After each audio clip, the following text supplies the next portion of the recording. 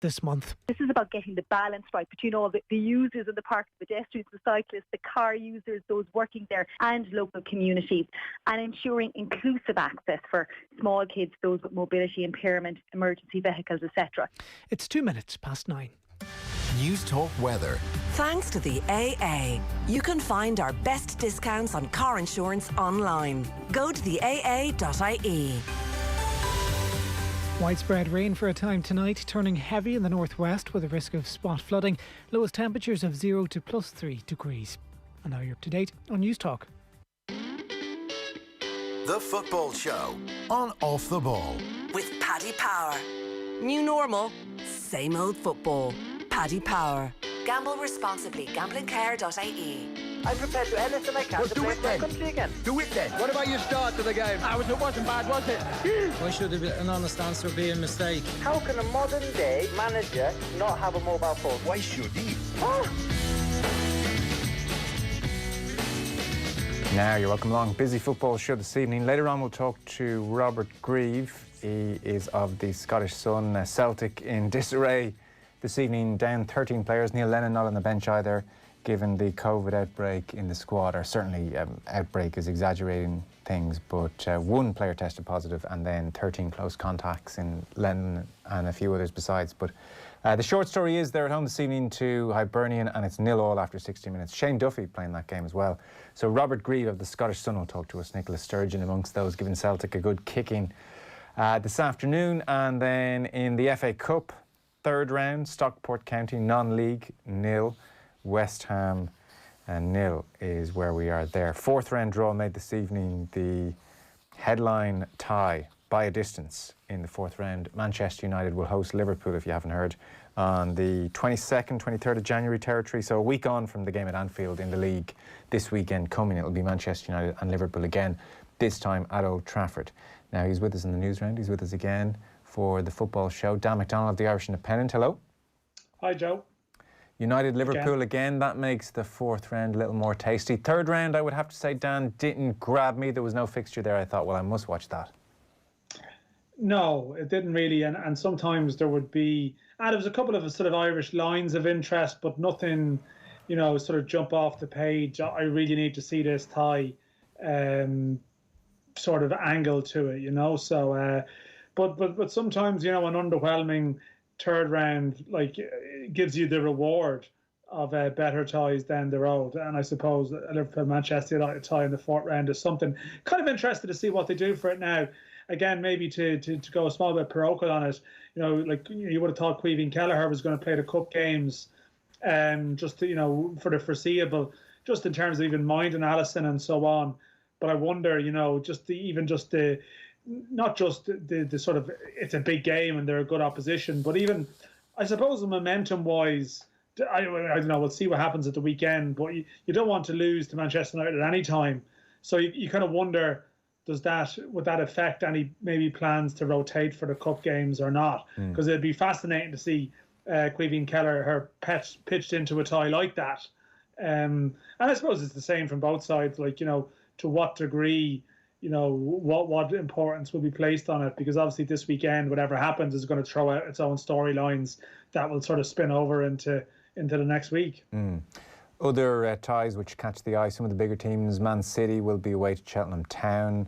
Presumably Southampton will beat Shrewsbury and then host Arsenal. Spurs will be away to Wickham. Chelsea will host Luton.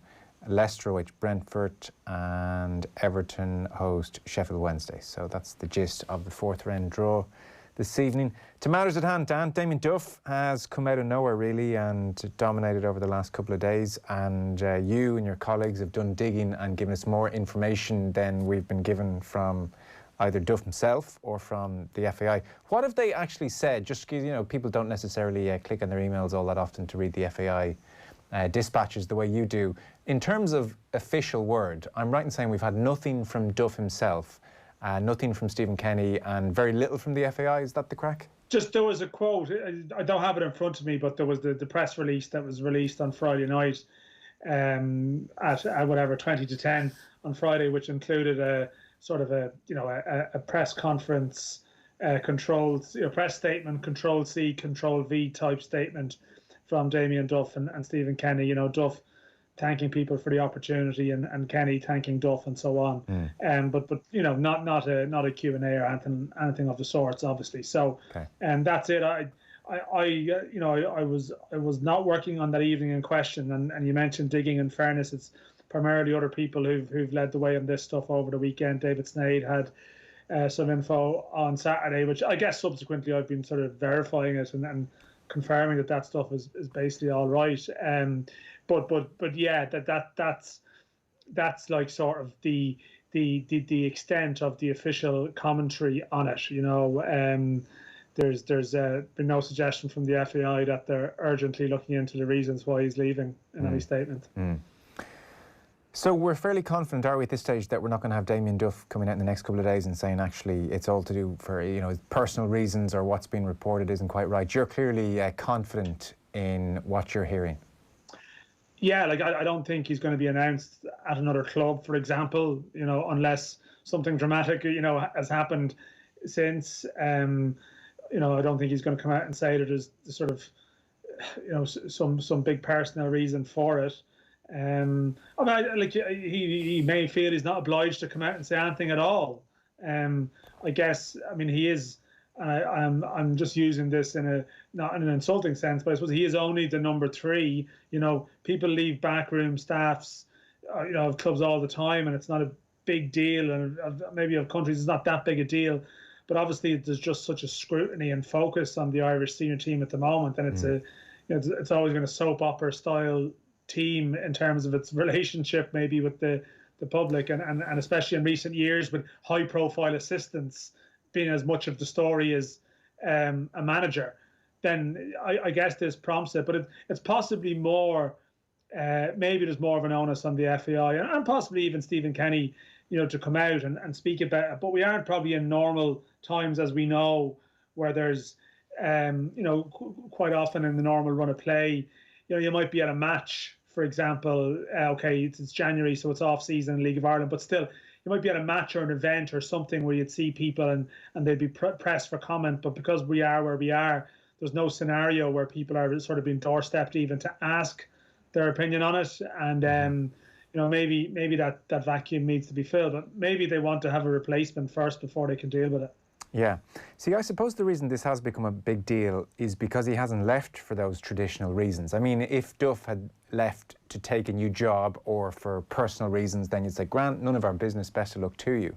But what seems to be emerging based on the various reporting is that he's peeved with the FAI.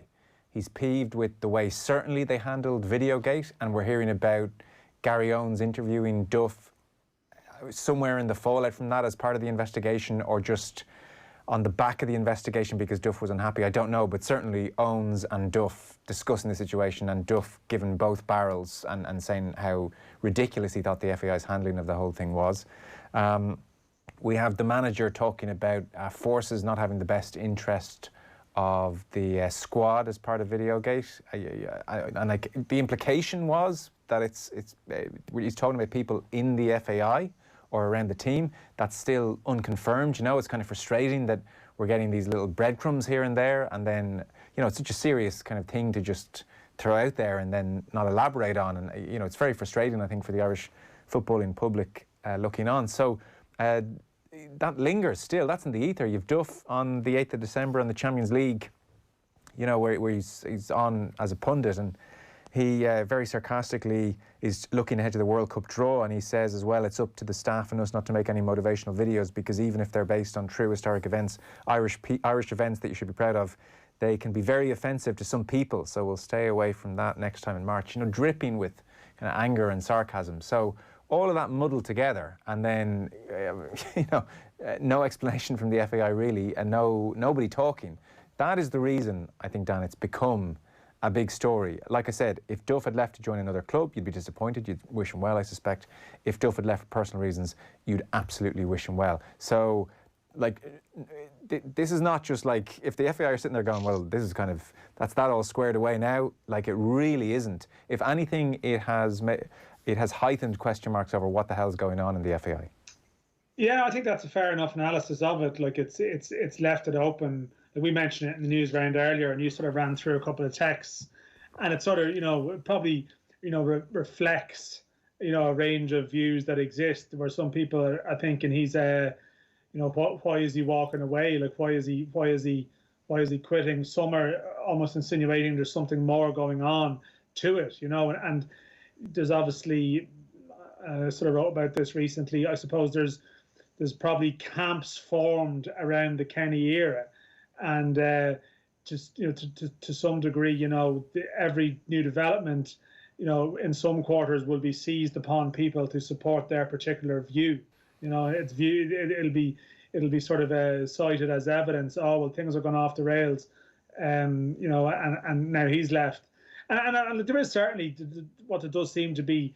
Like what's indisputed really is that people tried to convince him to stay. Stephen Kenny tried to convince him to stay. I think maybe other people in the FAI as well too, and around the place, and they didn't succeed in doing so. So they weren't able to make a compelling enough case for him to stay, which people will interpret, I suppose, in their own way.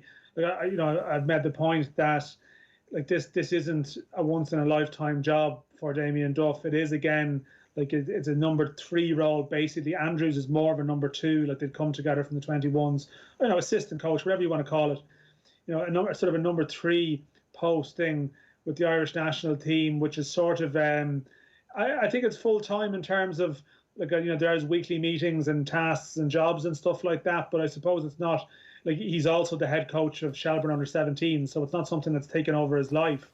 And I gather he's very invested and very engaged, and as is his style, he tends to throw himself into something when he does it. I gather he's very engaged with that. So like this isn't the centerpiece of his existence, this job, and financially I don't think it's like he's not being paid like a Roy Keane assistant manager's salary, so I don't think he necessarily needed this. And clearly, if things were eating away at him, he just felt, well, I don't need it. And this is someone who has various times in his career, like he left Chelsea when he felt it was the right thing to do, when others didn't. He left the Celtic job, which is often linked with him coming home for the Ireland job, but I think he was leaving Celtic anyway, as far as I know. He'd moved the family over there, then he'd moved them home.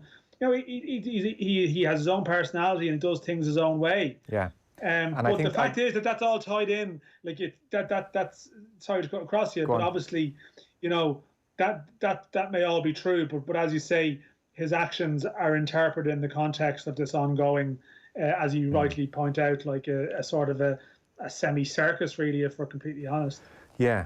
And look, his demeanour can sometimes be deceiving. He is a single-minded type. He is cutthroat. He is, he's been formed and moulded in this industry as a teenager, so he does know his own mind, and it wouldn't be beyond him at all to say, "So this isn't for me. I'm gone," and not really give a damn if people are unhappy or not. So, one last point on his reasons. I use the word reasons plural. So there's Videogate, but you alluded to the fact post 7 o'clock. It's not just Videogate. I mean, Shelbourne under-17's role, that feeds into his attitude to the FAI and to Rude Doctor to a point. What do we know? And like, it's crazy we're kind of even have this conversation, and we caveat it with where there's a degree of speculation, informed speculation on your part. What do we know about Duff's reasons for going beyond being unhappy that this urgent investigation was launched into this video? Beyond that, well, as I said, like, listen, I caveat it by saying that Damien Duff is not someone who is necessarily, he's not someone who's massively sort of pally with journalists and tells them, has counsel with them and stuff. So I'm not claiming to have any horse's mouth stuff at all here, but I suppose just picking up, sort of strong vibes from very well connected people, I guess, who would know their stuff on this, and there would be a sense that. As you mentioned, I touched on it earlier on. Like Damien Duff said from the start, I think, that he wasn't working for the FAI; he was working for Stephen Kenny. And in some respects, like that language was informative. Like at times in recent years, Duff, I think, has been reasonably critical of the FAI. As much as bizarrely, he was very critical of the tennis ball protests in the Aviva that day, which in itself points to the fact that he had his own mind and his own approach and things, which isn't always like populist. He just said what he felt at the time, but that he wouldn't be mad, I think, on just the overall FAI operation. And as I said, that's not just that's not about like the FAI and the Blazers and all of that stuff. I think it's more about, I think he's someone who is quite immersed and would have strong views in, say, the development of youth football and, where the game goes in this country. He would be, as I mentioned, head coach of Shelbourne under-17s previously. Would have been heavily involved at Shamrock Rovers, would be on very good terms with the people there. I think quite friendly with some of the people that are Rovers who are at the sort of at the coalface in terms of sort of the football industry in this country, or the attempts to create one. I don't think he would be enamored with the FAI's approach to certain questions and topics that I mentioned, sort of root doctor and the overall direction of the underage game and certain decisions that have been taken. So I think, I don't know if he was mad on the idea of being an FAI employee, and there was an attraction to working with Stephen Kenny as part of the senior management team. But by extension, you do work for the FAI, like you are an FAI person. And I guess if you have issues and you don't like how the FAI do their business, and I think the Videogate saga was a sort of an extension of that. It sort of confirmed maybe a lot of worst fears about how the FAI operate, because it was a nonsense investigation, really. Mm-hmm. And I think it led to him reaching the point where I'm done with this lot. And Dan, what might be so objectionable or egregious about the FAI's grassroots development that would bother the Shelbourne manager, the Shelbourne under-17 manager? Yeah, listen, I don't want to over-egg the pudding here too much on this point, but without sort of going down into a different point. But I guess there would be, I think, in sort of, I don't want to put opinions in his mouth actually, but I suppose in terms of the higher echelons of sort of youth development and people involved with clubs in this country at the top level, I guess they wouldn't be enamored maybe with some of the communication from FAI HQ sometimes, how certain decisions have been communicated. There's big debates at the moment over how equipped and ready we are to deal, as we've touched on before, in a post-Brexit world. Where are we going generally? Mm-hmm. And there would be, I think, even maybe at the FAI level, there'll be some acceptance that they've been found wanting in certain areas. And I just think I just don't think he'd be madly on the same page in terms of his opinions about maybe where we should go. Okay. But Damien Duff is someone who's, as I said, it's been mentioned previously, he's someone who's strong views on how much hours we should be doing. Didn't he have those early morning training sessions at Shamrock Rovers and stuff like that? And he's a very firm philosophy on what we should do. And I'm not sure if he's just on the same page with people at the FAI and just the general politics of how things operate there. Yeah. So it does seem like Videogate, though, is the primary instigator of his departure. David Sneyd in the Irish Examiner this evening, there was confusion, disappointment and upset among members of the FAI board as they learned about the reasons behind Damien Duff's departure from the Republic of Ireland coaching staff over the weekend. Sources have informed the Examiner that the board only became aware of the level of anger Duff felt regarding the Videogate investigation once it became apparent that he was definitely leaving. It all suggests, ultimately, if Videogate and the subsequent investigation didn't happen, that Duff would have continued to swallow whatever lack of enthusiasm he might have about being an FAI employee, and would still buy into the fact that it's him and it's Kenny and it's Keith Andrews and it's the Irish national team, which of course he's going to feel an affinity towards. So it does still feel like Videogate is the primary issue here, Dan, again, subject to hearing from various parties concerned. How much spotlight do you suspect that puts back on the FAI now and their handling of that whole situation? Will that be revisited? Yeah, I mean, this is it. I mean, what Damien Duff's departure has done has made it very hard to dismiss it as a non-issue, because there's now actually been a consequence of it, or certainly, unless Damien Duff comes out and says that's not the reason, but I suspect in time it will become clear that this really did, this sort of pushed him over the edge in terms of his perception of the FAI. I don't know where else you can go with it, in the sense that, we'll see when the next FAI event is of some description, and we'll see who's rolled out to face it. I mean, it is bizarre that it does appear that board members were left in the dark about the Damien Duff's feelings, because that was obviously something that he made known to Gary Owens in the course of his interview. Yeah, we did find in some of the coverage around that time that there was other bits that managed to get out into the public domain about what supposedly was said by players to Gary Owens and people in the course of this inquiry. So we sort of like, it seemed like certain aspects of the investigation, which could be deemed as not favourable to Stephen Kenny, seemed to make it out into public domain. Yeah. And yet other stuff didn't really seem to, apart from, the bottom line that, that there was no case to answer. And you wonder what that's about. Like, I mean... well, it brings us back, crucially, it brings us back to Stephen Kenny's comments about somebody or somebodies working in the background against the best interests of the team. Like the day we all heard that, we thought, wow, that is just a big thing for Stephen Kenny, who will often take considered pauses and choose his words carefully. That was a big thing to just release out there. And that's what it brings us back to, isn't it? So there's the investigation happened, and then you're talking about not just the investigation, but the leaking around it, and the very concerted leaking, it seems, on certain sides. And so it brings us back to Stephen Kenny's point that there are people or persons or a person working against the best interest of the team. That's ultimately where we're back to in a very real way. I mean, if Stephen Kenny's doing any interviews, I think that has to be the first question.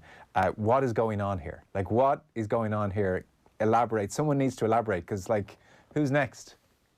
Yeah, no, it's definitely very true. Like that it managed to come out in the wash around that time that even some trivial stuff like players not necessarily happy with aspects of how things are in the hotel, and they've changed bits and bobs in the hotel. That manages to maybe get out there, but the fact that Damien Duff was going to quit because it was a disgrace didn't necessarily do so. And is there a sense that maybe the initial stance the FAI took needed to be justified? In terms even of the people need to justify stories that had Stephen Kenny's job on thin ice, which is nonsense, rubbish. Like a very strange episode, and it's one that I suppose the easiest way to leave it behind is a good result or two, and then it moves on.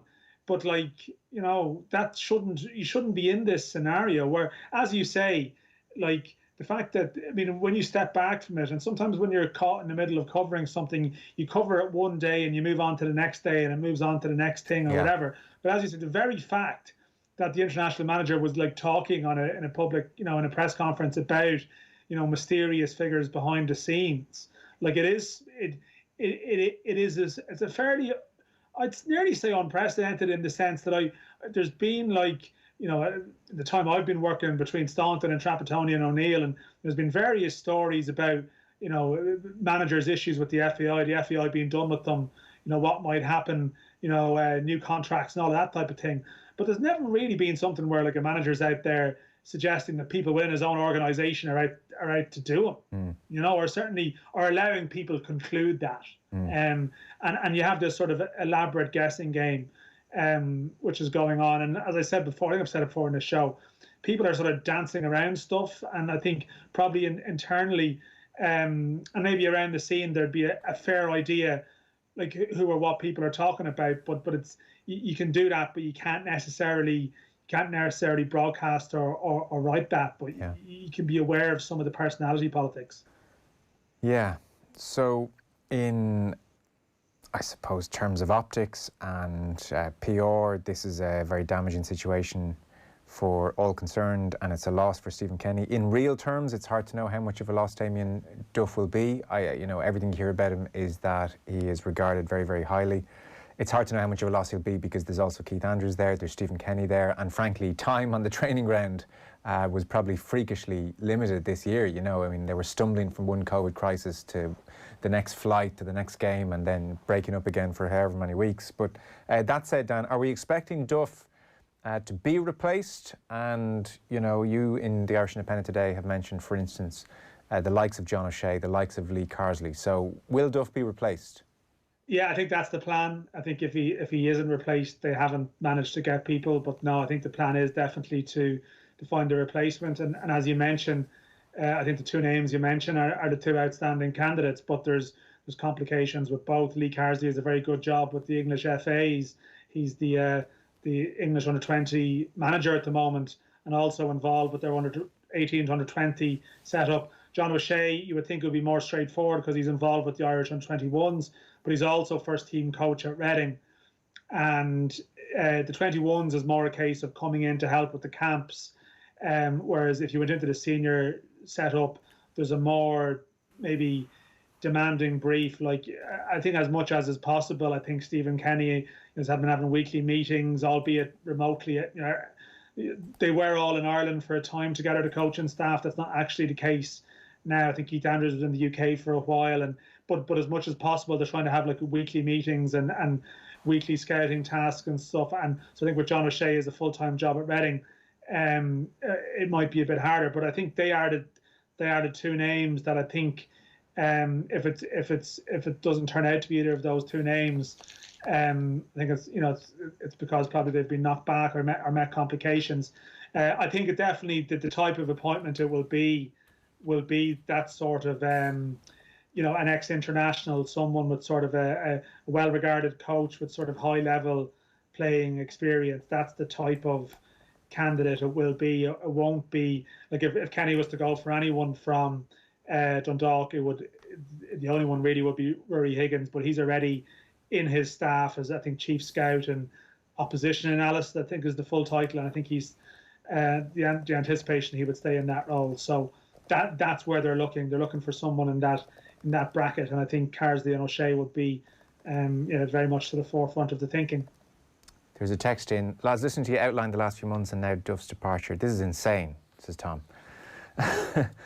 I mean, you would just like, Dan, and this is oversimplifying the world, but you would just like Gary Owens, Roy Barrett, Jonathan Hill to Zoom, if that's the world we're living in at the moment, Zoom Stephen Kenny and say, right, what's your understanding of what's happened here and who do we need to root out, and let's get this thing firmly back on track. We back you and we're going to give you, a real, I sense of control and a peace of mind that this thing is firmly behind you at every level of the organisation, because we've got, frankly, an unbelievably important World Cup campaign. Give us the info. What have you heard? What do you know? Right, we're gonna act on it. Am I like so? I think they know, to be honest. Right. I think I'm fairly sure that they'd be aware. So now are we into matters of does the HR director have to come in? Is that where we are? This is the thing. I think the FAI's HR person actually left last year, which really says it all, really, to some degree. I think there would be an awareness probably, and this is what I'm saying. You're dancing around it a small bit here. Okay, fair enough. I think there'd be awareness of like personalities and people that might be considered as part of this broader, because it's as I said it before, it's not just one person that's in mind with all of this. I think it's very important to stress that. I think like there was multiple voices and influences in around the camp and so on. It's a difficult one really to wrap it up in a tight bow, but I think there would be the people you mentioned there. I think they would be broadly aware of Stephen Kenny's view in it, and also in some cases they might have maybe their opinions on it, but they may not necessarily be able to prove it. So how they can really act in it is another thing. But hey, listen, was that Tom with the text? I can see why they would say insane, because even as I say these words, I feel like it sounds like it. You know what I mean? As it comes out of my mouth, I'm thinking this does sound sort of vaguely ridiculous that we're in this scenario, and like it has the feel of like a slightly troubling story being crafted of a particular reign. And the whole challenge that Stephen Kenny faces is to just, establish some kind of stability. And as I said, no, I don't think any of this stuff would have been talked about if, Ireland had won in Slovakia. I don't think, apart from the fact they wouldn't have been playing England in a friendly because they would have been playing Bosnia, but it's Northern Ireland. That's a very literal interpretation. But what I mean is, I think if he'd had a win or two in the autumn, I'm not sure if this stuff would ever have got any legs at all. Okay. But I think people got a sniff of the idea the opportunity to cause some hassle, and results not being good facilitated it. But how you get things back on a level footing, you make an appointment, you get a good result in Serbia, and then hopefully you can draw a line under it. But it feels like there's a lot riding on the next games now, and it's not just because the no wins in 8, it's because of all this stuff as well. What would worry me as a final point is that Damien Duff clearly didn't, amongst other things, but clearly didn't think that the situation had been rectified. You know, if we're, as you said, Stephen Kenny, if we're presuming Stephen Kenny sat down with Damien Duff and tried to convince him to stay on, as others may have as well, you suspect if they had been able to say, look, all of these, I think, this is insane. Like, I'm trying to pick my words here. Okay, so to be able to writing about it all the time, pal. Yeah. So, but you would suspect by the sounds of things, they were not able to sit down with Damien Duff and say all of these situations or people or circumstances which led to the mess around Videogate have been cleared up. You know, we can proceed now with the clean slate and it's full steam ahead. You suspect that might have been that's a convincing enough argument that, like, look, Duffer, we know you don't think much of the FAI, and like Videogate was a complete mess. I get that. But look, everything's been sorted now on the back of it. We've really, got to the root of the issues, and it's a much better place now. I'm staying on. Keith Andrews staying on. Let's give this a crack. Let's go. I'm suspecting that that wasn't the message that he was able to deliver to Damien Duff. To convey, and the thing is, I mean, don't forget we had, if we're going up then the gate route, we had COVID gate as well. And like, I think it's probably something I neglected to mention earlier on, but if you're talking about maybe the overall setup and operations of stuff or whatever, that whole process wouldn't inspire you either. I mean, we did have that chaotic October window as well, with all this sort of the stuff around flights and everything that happened there. And I know there was, so like, yeah, you would have thought though that the FAI have a new CEO, Jonathan Hill, who I think ultimately, I think a lot of these issues we are talking about are eventually going to end up at his door, to sort them out, because he is the CEO. He's there. But he is, at the moment, I think, as far as I understand, he's basically operating off briefings. He's still based in England. He's not someone who's been able, I could be wrong, but to properly, say, sit in a room with people and thrash stuff out with them. And yeah, he is possibly the person who could come out with the authority and say, listen, I'm in charge now. Tell me all of your issues. These will be handled. These won't happen again. But he's got a pretty broad brief at the moment, and I'm not sure if he's in a position to come in and promise everything to everyone. Because, I mean, his brief initially is sorting out sponsors and a lot of other stuff. But it feels like, the hangover from this is still, like, whatever Jonathan Hill does at press conference, and I know he's not going to do much of that, but he's going to have to do it someday. Yeah. Like this of course is going to, I can't see this not coming up. And they'll have to have an answer for it. Yeah, okay. Look, the clock's against us. We're talking to Robert Grieve of the Scottish Sun about the Celtic situation, and we've already touched on that, so we don't need to get into that in any great way. Just to mention before you go, I see Jordan Flores, scorer of great goals, amongst other things. He's going to join Hull City on a free transfer, Dan.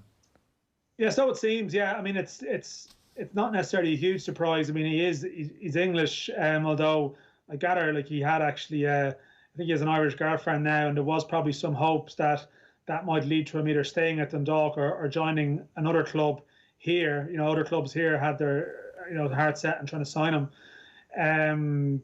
But to be fair to Flores, like, a scorer of great goals, but he wasn't a first choice option for Dundalk, bizarrely enough. Like he made a huge impact off the bench in the FAI Cup final, and looked like being a very good player at times, but at the same time, he wouldn't necessarily have been on the top 3 wish list of out of contract and dog players. But I mean, he probably has the best YouTube show reel of all time. Like he didn't just score that goal; he scored around 5 long range goals last year, including one against Arsenal to finish off. And he was a very promising player in his youth. He's been very unlucky with injuries, to be fair. So, but he will always be. He will always be remembered. We had to in the paper we had to nominate a magic football moment from the year. I was thinking of this and that. And then I was thinking, well, in fairness, the Flores goal was seen around the world, quite literally. So it probably ticks all the boxes of what a magic moment probably is. He'll always have that. And they lost the game, by the way, but he still scored that goal. Yeah, that's long forgotten. Okay, well listen, I suspect it's not the last time we'll be talking about the FAI between now and the first World Cup qualifier of this year. But Dan McDonnell of the Irish Independent, thank you very much, Dan. Thanks, Joe. Talk Cheers. Latest in the FA Cup, third round, Stockport County 0, West Ham 0, 77 minutes on the clock. And it looks like, that's not really how it goes for Celtic. I was about to tell you, it looks like Celtic have beaten Hibs at home, but Hibernian have scored an equaliser at Parkhead in the 91st minute, which is just the way Celtic's season is going. So Celtic won, Hibernian won after a horrible few days for Celtic. We're going to talk to Robert Grieve of the Scottish Sun next. Football on Off the Ball. With Paddy Power. New normal, same old football. Paddy Power. Gamble responsibly. Gamblingcare.ie. The Pat Kenny Show. On tomorrow's programme, the latest from the USA in crisis. What years of smoking do to your skin? The banks pay no interest, so what do you do with your savings? Launching consumer electronics on the virtual stage, as well as all the latest COVID news. The Pat Kenny Show. Tomorrow morning at 9. On News Talk. Follow the leader, the Mitsubishi Outlander PHEV, the world's best-selling plug-in hybrid, is now available with 0% finance and a free home charge point worth €800. Leading the charge in plug-in hybrid technology, the Mitsubishi Outlander PHEV. Book a test drive at your local dealer today. Mitsubishi, drive your ambition. Terms and conditions apply. See mitsubishimotors.ie. Lending criteria applies. This is a hire purchase agreement provided by Bank of Ireland Finance. What a time to turn 17. Months in your prime on pause, classrooms gone, training gone, summer slipped by. No face-to-face, let alone the shift. And don't even start on the leaving. Everything upturned, hard lessons learned. But sit and dwell? Never. No matches to play, but what matters remains. Staying focused, staying sharp, standing together. A united front for the future, however it plays out. Times like these teach you everything you need to know about yourself. The Electric Ireland GAA Minor Championships might be on hold, but our support is still major. If I learned one thing in the last year, it's that falling into debt can happen to anyone. Luckily, I heard about the ISI, the Insolvency Service of Ireland. Their professional advisors can help you restructure or even write off your debt. The first thing they said to me was, every debt problem has a solution. I can still feel the relief. So if you're worried, visit their website backontrack.ie or free text Get Help to 50015. The ISI. Together, we'll get you back on track. January usually involves slipping on ice at 6 a.m, hypothermia from sea swims, and having your legs curse you during spin class. Or you could try a better way to get some goodness. Green Isle cauliflower bites and fries. Tasty, plant-based, ready in 14 minutes. Green Isle. Goodness for all. Now's the time to make a plan to keep well over the months ahead. Being creative can really help you to relax. Try to keep up a hobby, or start a new one, or even just switch off. Make your plan today to keep well. Find more ideas at gov.ie/Healthy Ireland. Football on Off the Ball. With Paddy Power. Minimal contact in stadiums shouldn't stop the usual suspects from going down. Gamble responsibly. Gamblingcare.ie. Yeah, you're welcome, Max. So still 0-0 between Stockport and West Ham, 82 minutes on the clock. And as mentioned there just before the ad break, if you're tuning in, it had looked like Celtic were going to get away with the mess which conspired to mean they were down 13 players and Neil Lennon and John Kennedy this evening by beating Hibernian 1-0. But Hibs have equalised in the 91st minute, which Robert Grieve, who is the Scottish Sun chief football writer, pretty much just sums up Celtic's lot at the moment. Nothing's going their way. Yeah, very much so. It's just, you say, it puts a tin lid on what's been a pretty dire few days for Celtic. They've been getting annihilated left, right and centre for the decision to go to Dubai. And here they are, a game against Hibs that they pushed back to make that trip. The game is getting played tonight because Celtic wanted to go away for a bit of winter sunshine. And because of the COVID problems that they've got, they've conceded a stoppage time goal. Just as it looked as though they were going to win the game, a late goal from themselves, and they couldn't see it out. So that leaves them, doing the quick maths here, 21 points behind Rangers with now 3 games in hand on Stephen Gerrard's side. So at best, same number of games played, they will be 12 points behind Rangers. Is there any precedent in Scottish football for a team coming back from that far? Is there a Devon Lough-esque year? I don't think quite that far. I mean, there has been clearly in recent.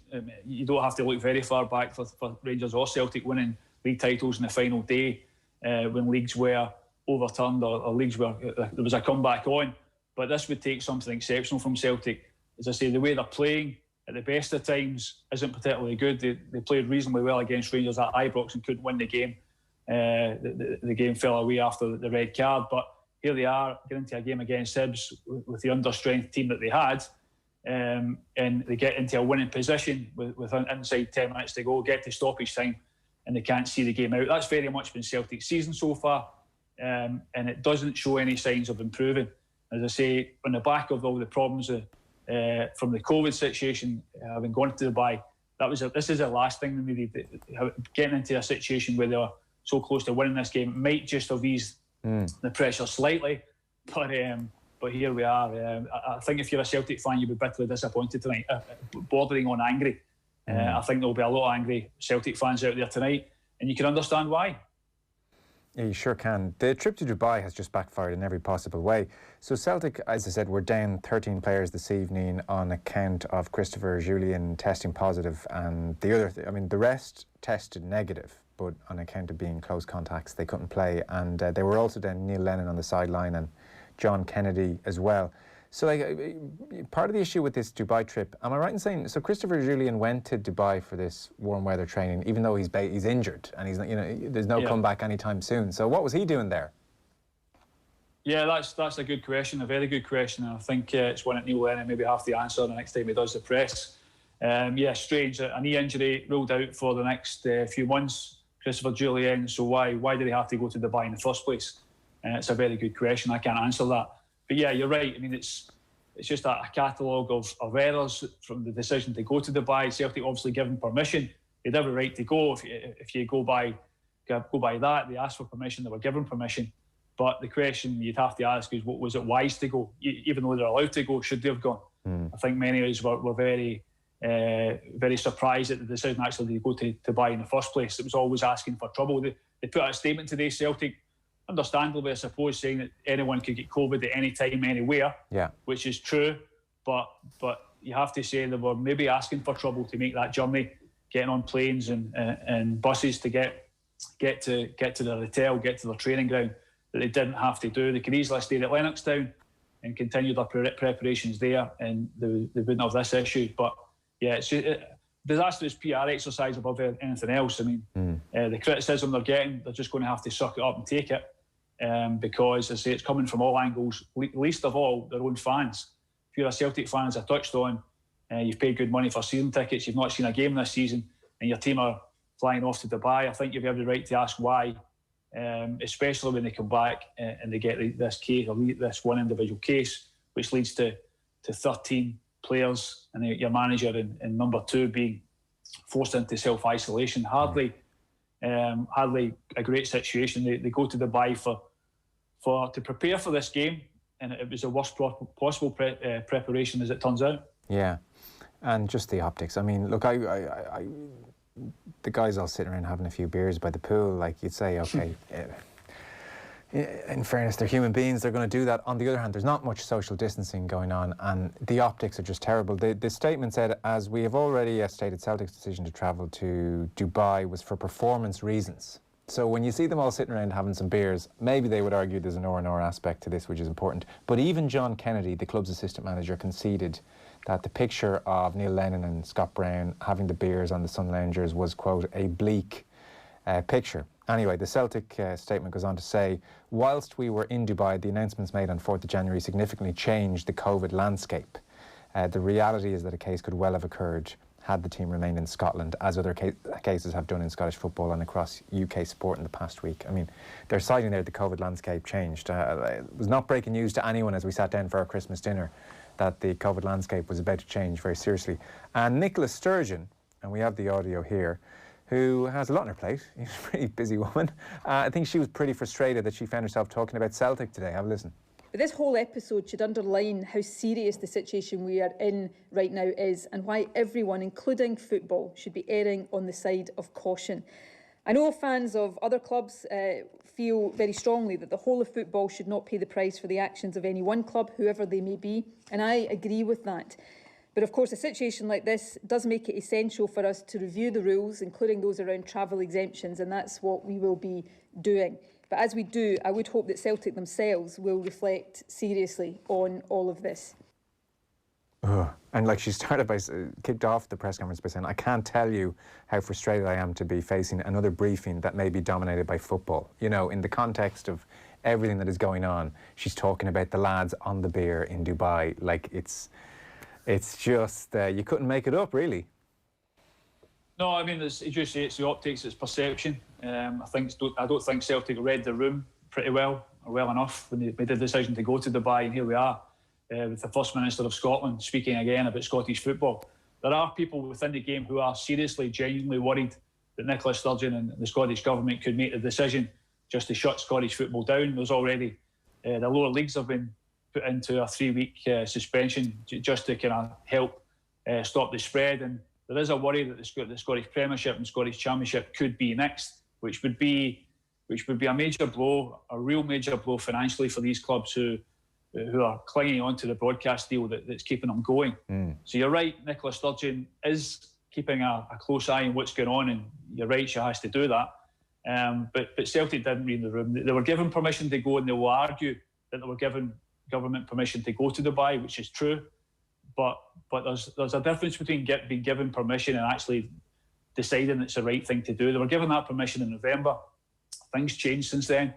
As we all know, the coronavirus and the COVID situation developed, it changed, it altered with the new strain, and there didn't seem to be any reaction from Celtic to that situation. Yeah.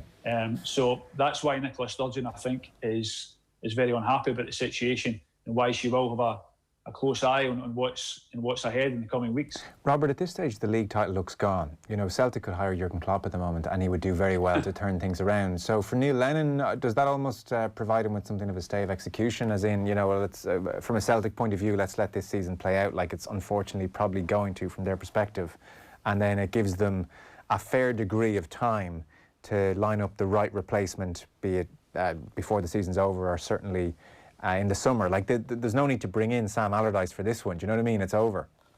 No, I think Celtic have enough issues without bringing in Sam Allardyce. I think Celtic fans would really revolt if that was to happen. Listen, I don't mean when I say Sam, I'm using him as a byword for short term. Yeah. Yeah, I get this season's been grim enough. I get that. No, listen, Neil Lennon, I think, will be the Celtic manager to the end of the season, and as soon as the season ends, he will be gone. I think he realises that. I think that is basically the hard and facts of it.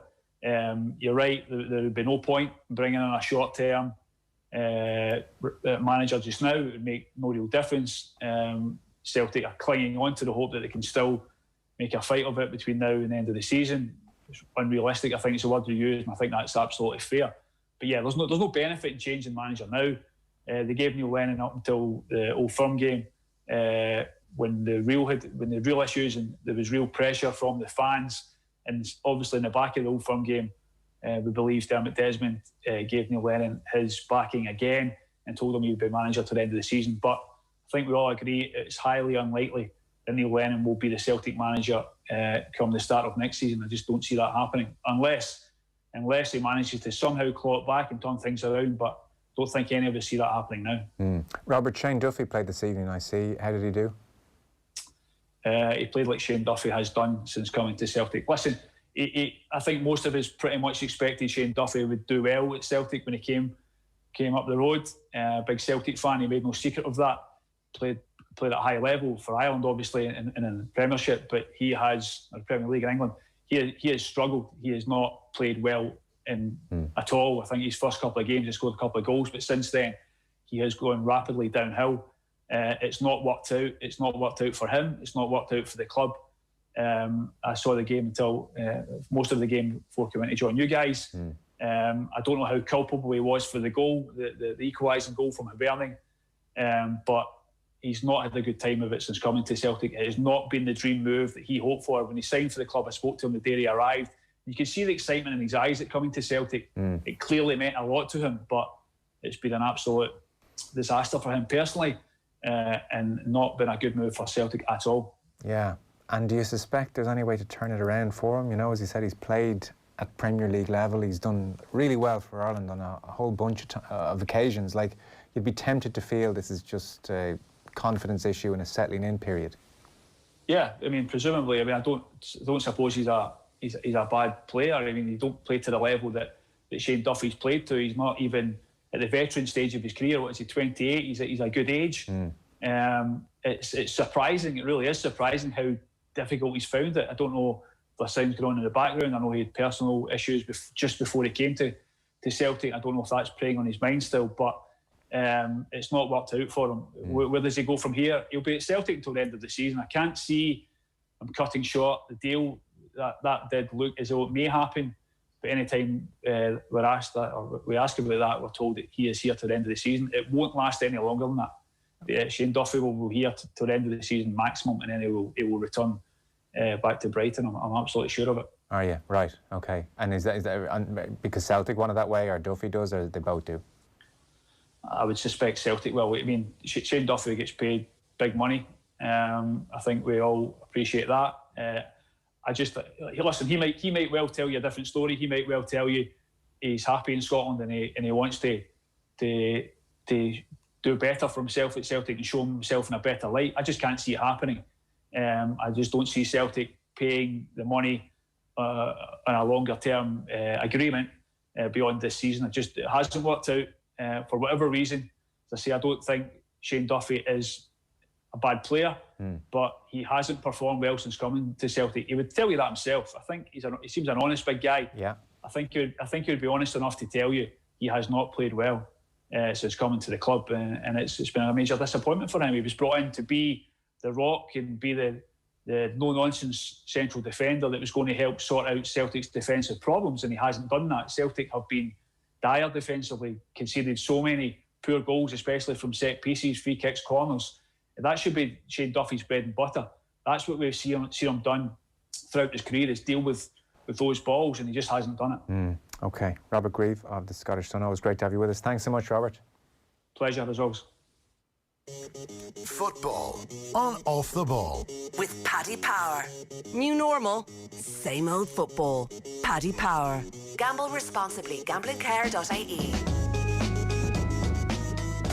The famous Holland & Barrett 1 cent sale is back, with buy one get one for just 1 cent on hundreds of everyday favourites, and you can even mix and match.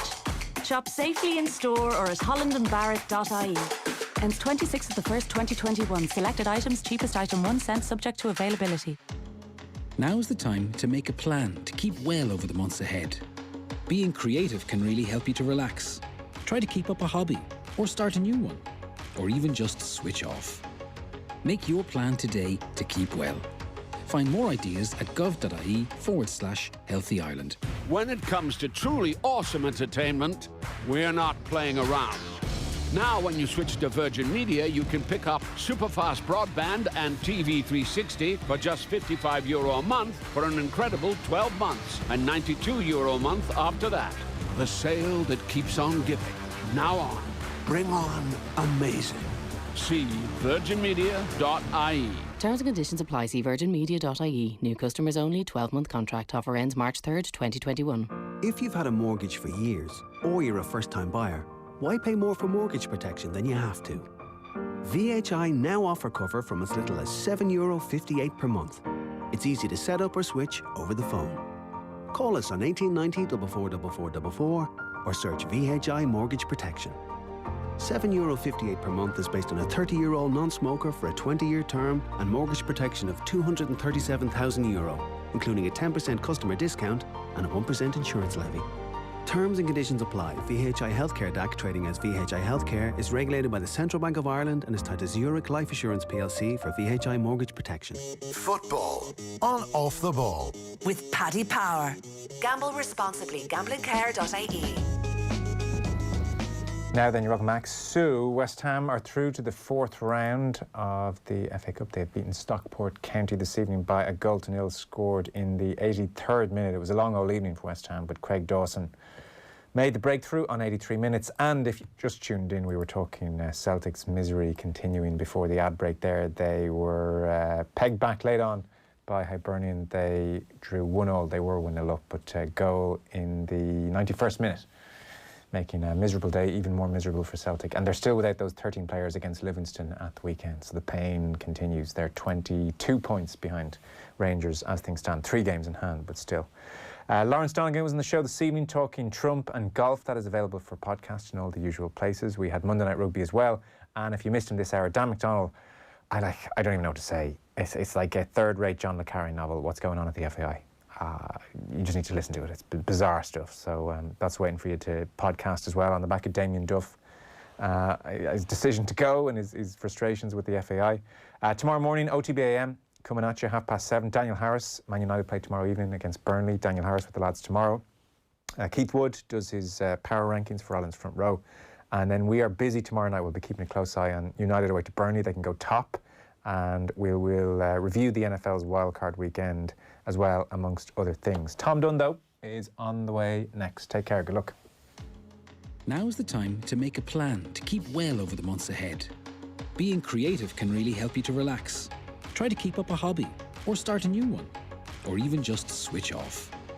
Make your plan today to keep well. Find more ideas at gov.ie/Healthy Ireland. O'Mara Camping. It's a disaster. What seems to be the problem, sir? I'm putting up the tent and I can't find the